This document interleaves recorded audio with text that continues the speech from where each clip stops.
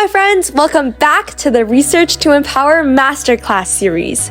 I'm Grace Liu, my sister Jessica is here with me today, and we'll talk about research in a way that's easy to digest and fun.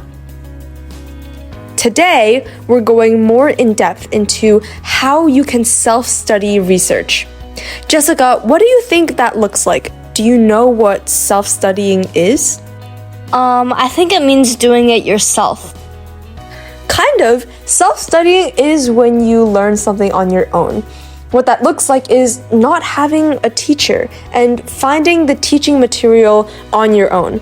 Jessica, you and I self-studied art for a long time. Remember what that was like? Yeah, it was hard, but still I got better.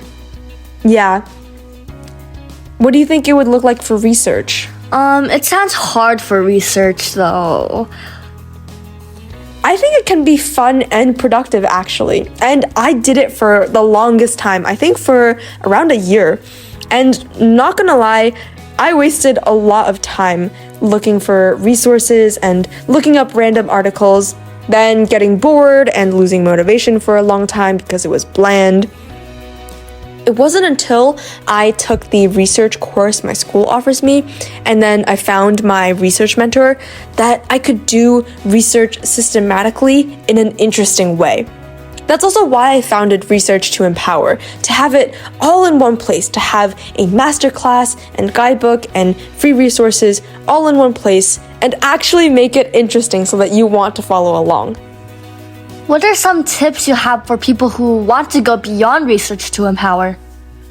That's a definitely good point. So I would say to find good research examples that really inspire you and that you can reference all the time when you're feeling stuck, when you feel like you've hit a wall.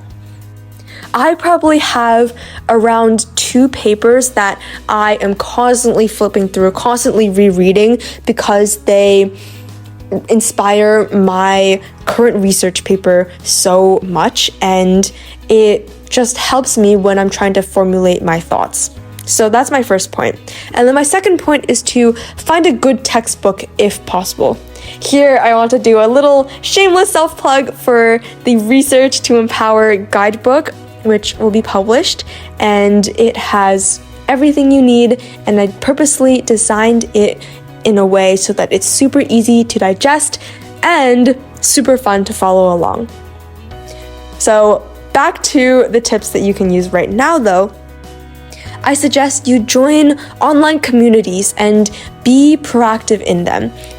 And what this can look like is registering for events, virtual webinars, workshops, etc. And you could also even just listen to videos, podcasts like these, and it's just a whole lot more fun because you see a lot of people doing it with you.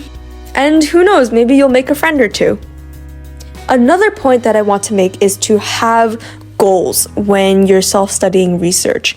And that also is in combination with establishing a system so that you are making research a habit. What can make this process a lot easier is to have someone you know or you trust keep you accountable.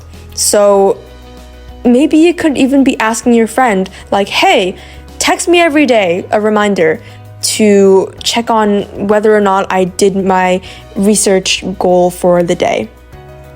For me, because I know how effective Jessica can be at annoying people and nagging me, I purposely ask her to bother me every single day to see whether or not I finish the things that I need to do today. My final tip for you, if you want to self-study research, is to self-reflect all the time. And that might be once a month or once every 2 weeks. Depends on how you want. Because journaling can be really helpful in seeing how much you're growing, and it can also be a source of inspiration for you when flipping through. You can do this in a research notebook, like the typical marble notebook that you see, or just in a regular notebook or notepad or even on a Google Doc, Word document. But have some place where you can write down what went well, what didn't go so well, what have you learned, and how you can apply that to make the next 2 weeks or the next month even better. That leads me to my closing question for this episode, which is, how can you use the tips we talked about to start researching today, or make your current research journey easier? Thanks for listening. If you want to check out details, it's available in the show notes. Head over to research2empower.org to submit your response to the question for each episode and complete the masterclass. Tune in to the next episode to learn about whether a research mentor is really needed when you're self-learning research.